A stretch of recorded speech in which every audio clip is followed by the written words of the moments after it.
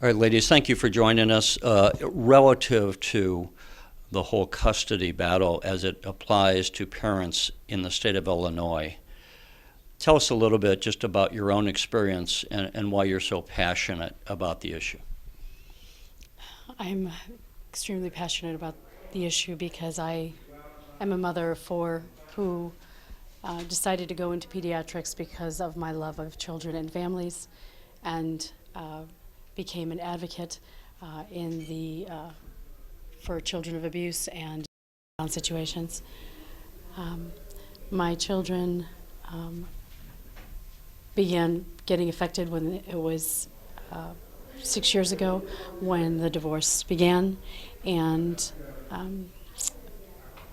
the children have been alienated so much so that we have no ability to communicate, even by phone, and House Bill 5425 would be a way for families who are beginning divorce processes to be appropriately given the proper amount of time so that the relationships continue long term. I was the primary caregiver, taking my children to all their activities, field trip mom, all their after school sports, academic and educational activities, and it has turned our lives upside down and my life upside down, and this type of alienation is now just child abuse, and it's torture, and it's something that we describe in the courtrooms and to the officers of the court and the court, and they continue on hearsay and false allegations without giving proper testimony and evidentiary hearings for there to be truth and justice. So the issue sometimes, and it's going to vary by case, the issue sometimes is that when someone separates, irrespective of whatever the legal requirements are, one parent might poison the minds of the children against the other parent, and that can lead to an alienation. Is that kind of what has happened in your case? Absolutely, absolutely. When there is an alienating parent, they're a targeted parent, and they will sometimes go to any extreme to alienate and separate the children from that parent, and it's a form of manipulative abuse, and it's harmful to the children. For example, my children, they didn't even know their nationality. And for me to have taken my two older children to our homeland, where my parents were from, and to have placed them in schools to learn a second language and to know the culture, for my two youngest daughters to not even know their nationality is just heartbreaking and devastating, to know that they don't have that opportunity with their mom, to know their mom or to know their grandparents. And Gwendolyn, let's, in your case, before we leave, Doctor, I wanted to ask, how long has it been since you've had contact with your children? Over what period of time?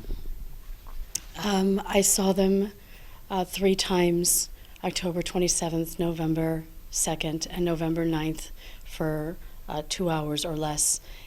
Prior to that, I had not seen them for a year and a half. And that is because of the manipulative, abusive parenting, the targeted alienation, and the false allegations attempting to keep us separated, and the obstruction within the court system and process. And Gwendolyn, tell us, if you would, how many children do you have, and over what period of time have you had contact with them since your separation? Yes, my name is Gwendolyn Chubb. I have 2 children, Sydney and Ahmad. Mommy misses you. And I filed for divorce in January of 2008 from an abusive husband. He had been arrested several times for beating his first wife, and he had gone to jail for beating me, and counseling just was not working. We sought spiritual counsel. It wasn't working. Went to court. I got a temporary order of protection. I filed for divorce. Everything was fine. He got an attorney. He told his attorney, and he told the court in mediation, she should be the residential parent. She's been the primary caregiver. She's been at home. She's been homeschooling our children. I homeschooled my daughter into a gifted school. So he didn't want to fight over the children, and I didn't want to fight over the property. I couldn't maintain the house. I wasn't working. I needed employment. So we just didn't want to fight. Unfortunately, he was already making over six figures. He was working for President Todd Stroger of Cook County Board. And I started a new job with Chicago Public Schools, making $57,000 starting pay plus a $20,000 housing stipend. The attorney saw that and said, okay, we got to have a way to get them to fight each other. So they went to my husband and said, well, you want your wife back. If you take the kids, she'll come back. So I got an agreed order saying that I showed up to court, gave my 6-year-old and 3-year-old babies to this man who I already said he didn't want them, that I gave them away indefinitely, that I also agreed to a gag order so that I wouldn't go to the media or any government personnel about my marriage or about my case. So I would have preferred that they just call me insane, because who would agree to that? What parent would agree to that?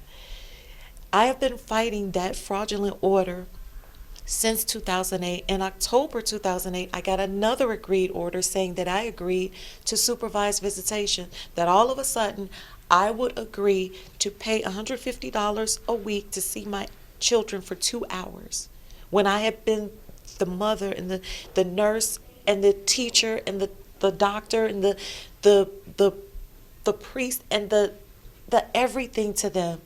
And it reduced me to a stranger and an outcast. And I've been fighting that ever since. Someone's going to ask, as I will, how is it possible there's an agreed order when there's no agreement? That's the question that I've been asking. That's what brought me. What are you told? That, unfortunately, in Cook County, that agreed orders don't require a signature or a confirmation that you were actually in agreement or even in court. Last year, in the last General Assembly, I actually proposed a bill, SB 1444, Agreed Orders for Dissolutions Act, asking, can we require agreed orders have the signature of the people who agreed when it comes to things like custody and property and things like that, supervised visitation.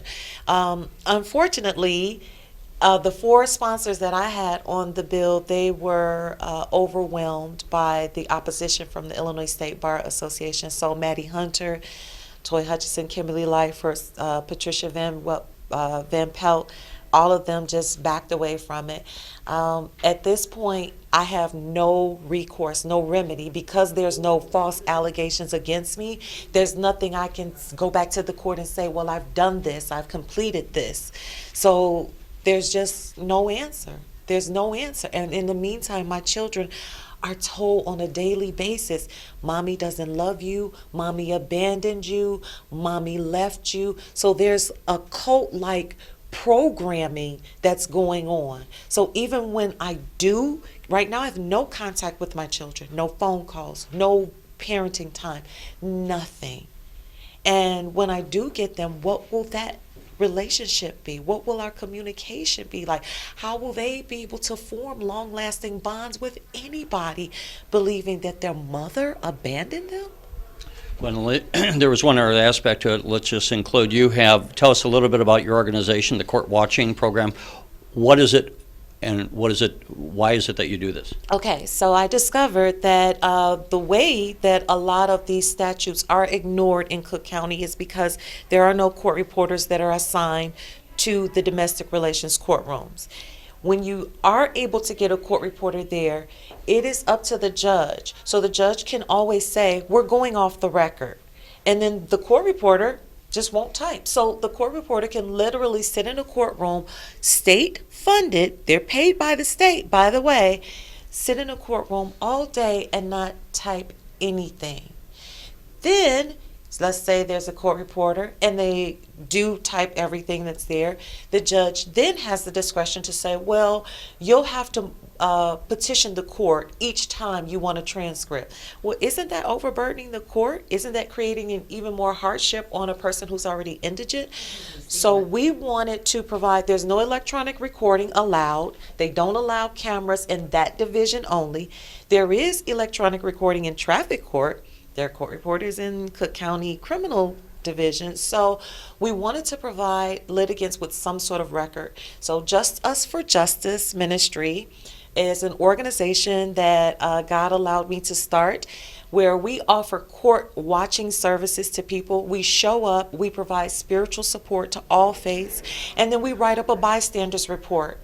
And it doesn't matter who's right. We're there to ensure that what's right takes place. And we offer mediation services. We firmly believe that you shouldn't even handle issues like divorce and custody in a courtroom, which tells you it's adversarial. You should go to your minister. You should go to someone that you respect and that the parents have some sort of trust and relationship built, where they can sit down with that objective third party and say, here are the issues. Let's agree to do what's best for the children. So we do offer that. Let me ask you, in closing, you've been in and around government before you found yourself in this predicament. Did you ever imagine that there would be governments acting in this fashion, or to what extent were you surprised to find out that this was the case? I actually was telling Nick and the other advocates that this is part of my stress. I have, really high levels of stress going through what I go through, just the heartbreak, the pain of not having my children. But the disillusioning of my faith in America. This is America. This is the standard bearer of justice. I grew up watching films like Eyes on the Prize, and I thought that the legislative, the executive, the judicial branches work the way they say that they do. So to find this out, it's heartbreaking. It is to know that it's ephemeral. Justice is really not there. It's in theory, but in practice, no. And that hurts. All right. Well, ladies, thank you for joining us, and we wish you well. Thank you so much.